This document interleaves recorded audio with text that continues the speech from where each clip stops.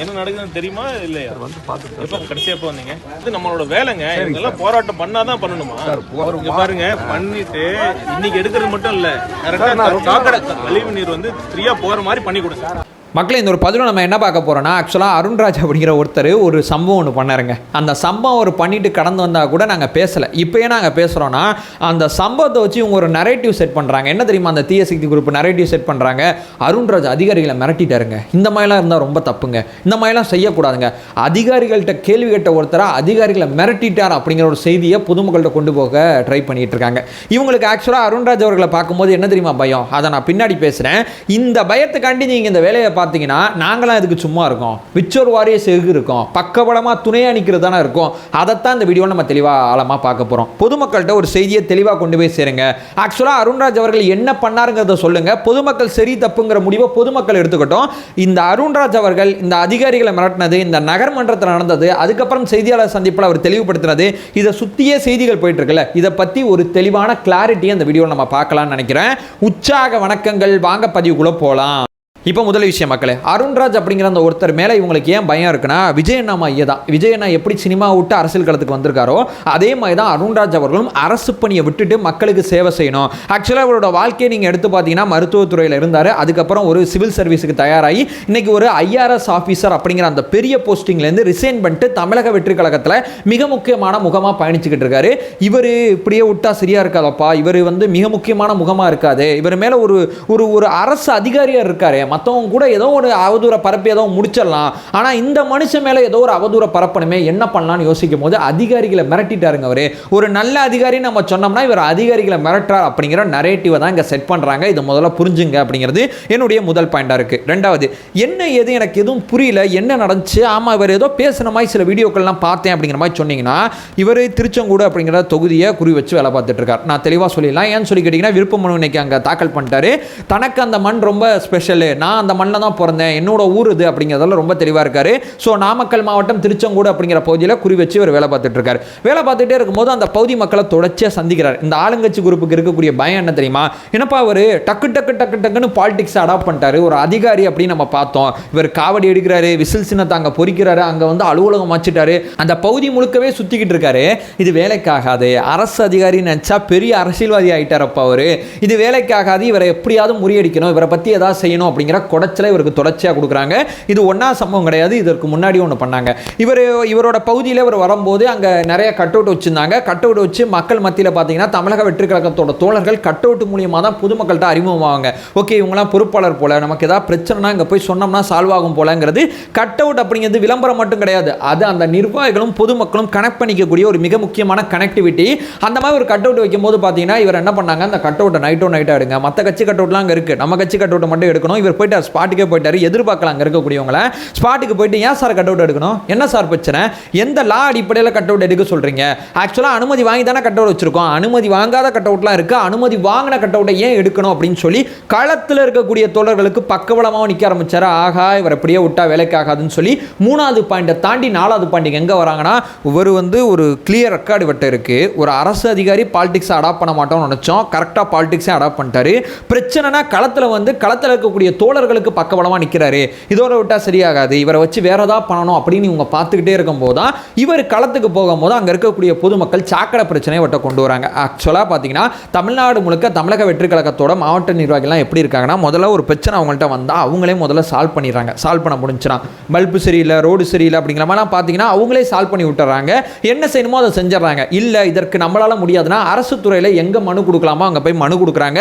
மனு கொடுத்தா அந்த ப்ராப்ளமை சார்ட் அவுட் பண்ண முடியுமா? நிறைய மாவட்ட கழக செயலாளர்கள் நம்ம கட்சியில் என்ன பண்ணாங்கன்னா, பட்டா இல்லாத தோழர்களுக்கு பட்டானா வாங்கி கொடுத்தாங்க அரசு துறையை பயன்படுத்தி. இந்த மாதிரி நிறைய விஷயங்கள் செஞ்சாங்க. அதுவும் வேலைக்கு ஆகலைன்னா போராட்டம் ஆர்ப்பாட்டம் சொல்லி மூணாவது வடிவத்துக்கு போறாங்க. ஸோ களத்தில் ஒவ்வொரு பிரச்சனையும் எப்படி டீல் பண்ணுமோ அந்த மாதிரி டீல் பண்ணிட்டு இருக்காங்க. இவர்கிட்ட ஒரு பிரச்சனை வருது, இவர் அங்கே போறாரு. போகும்போது அந்த மாதிரி சாக்கடை போல சார் ரொம்ப நாளாக அப்படி இருக்கு, என்னம்மா சொல்றீங்க, எவ்வளோ நாளாக அப்படி இருக்கு, எப்போ க்ளீன் பண்ணான்னு கேட்கும்போது அந்த பகுதி மக்கள் ஆக்ரோஷப்படுறாங்க.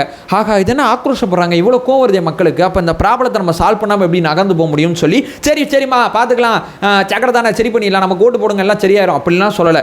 இந்த தருணத்தில் இந்த நேரத்தில் தன்னால் என்ன செய்ய முடியுமோ அதை அவர் அங்கே செஞ்சார். இதுதான் இந்த தீய சக்தி குரூப்புக்கு நிறைய பயம் ஏற்பட்டிருக்கு. என்னங்க டக்குன்னு அந்த சம்மந்தப்பட்ட அரசு அதிகாரிக்கு ஃபோன் போட்டு, சார் இங்கே வாங்க சார், இந்த மாதிரி இருக்குது சார், என்ன சார் பண்ண போறீங்கன்னு சொல்லி கூப்பிட்டாரு. அந்த அரசு அதிகாரி, அருண்ராஜ் அவர்கள், பொதுமக்கள் 3 பேரும் பேசுகிறாங்க. அரசு அதிகாரிட்ட அருண்ராஜ் அவர்கள் மட்டும் பேசலை, அருண்ராஜ் அவர்கள் கூட சேர்ந்து பொதுமக்கள் பேசுகிறாங்க. ஆனால் வசதியாக அருண்ராஜ் அவர்கள் பேரை மட்டும் இங்கே பயன்படுத்துகிறாங்க. அருண்ராஜ் அவர்கள் அங்கே கொஸ்டின் கேட்குறாங்க, என்ன சார் இது எப்படி போயிட்டு இருக்கு, என்ன மாதிரி பண்ணிட்டு இருக்கீங்க, எப்போ க்ளீன் பண்ணி கேட்கும்போது, சார் அதெல்லாம் பண்ணிட்டு இருக்கோம் சார். என்ன சார் நீங்கள் எப்படி கேட்டீங்க, பக்காவாக க்ளீன் பண்ணிட்டு இருக்கோம் சார், பக்காவாக க்ளீன் பண்ணிடுறோம், வந்து பாருங்க சார், லொக்கேஷனை பாருங்க, மக்கள் கஷ்டப்படுறாங்க. ஸோ பொதுமக்கள் அதிகபட்சம் அந்த ஆட்சியாளர்கள்ட்ட என்ன எதிர்பார்ப்பாங்க, ரோட்டில் போகிறாங்கன்னா ரோடு சரியாக இருக்கணும், அது எந்த ரோடாக இருந்தாலும் சரி. மருத்துவமனைக்கு போனாங்கன்னா தரமான மருத்துவம் கிடைக்கணும். 3வது பார்த்தீங்கன்னா படிக்கிறதுக்கு நல்ல ஸ்கூல் தேவைப்படும். அதை கடந்து போனீங்கன்னா தேவையில்லாத இந்த சட்ட ஒழுங்கு பிரச்சனை எதுவும் இல்லாமல் பார்த்துங்க. அதையும் கடந்து போனால் இந்த மாதிரி சாக்கடை பிரச்சனை இல்லாமல் பார்த்துங்க. பொதுமக்கள், அரசு அதிகாரிகள், அது மட்டும் இல்லாமல் அரசியல்வாதிகிட்ட எதிர்பார்க்குறதெல்லாம் நீங்கள் வருஷப்படுத்தி பார்த்தீங்கன்னா ஒரு 6லேருந்து 7 மேட்ரு தான் இருக்கும். அதில் இந்த சாக்கடை பிரச்சனை பெரும் பிரச்சனையாக இருக்குது. அவர் சொல்ல, சார் பக்கா சார் நாங்கள் பயங்கரமாக பண்ணுவோங்கிறப்போ, சார் இங்கே பாருங்கள் சார் தண்ணியே போல் தேங்கி நிற்கிது, என்ன ஏதுன்னு பாருங்கிறப்போ, என்ன ஏதுன்னு பார்க்கும்போது, சார் சரி பண்ணிடலாம் சார், பக்கா பண்ணிடலாம் சார் அப்படிங்கிறப்ப அவர் சொல்கிறாரு, சார் இங்கே இந்த போடும்போதே மேடு பள்ளமாக போட்டாங்க சார், அதான் தண்ணி ஃப்ளோவாக போக மாட்டேது சார். இன்னைக்கு நீங்கள் க்ளீன் பண்ணுறது என் பிரச்சனை இல்லை சார், இது அருண்ராஜ் அவர்கள் பதிவு செஞ்ச வார்த்தை.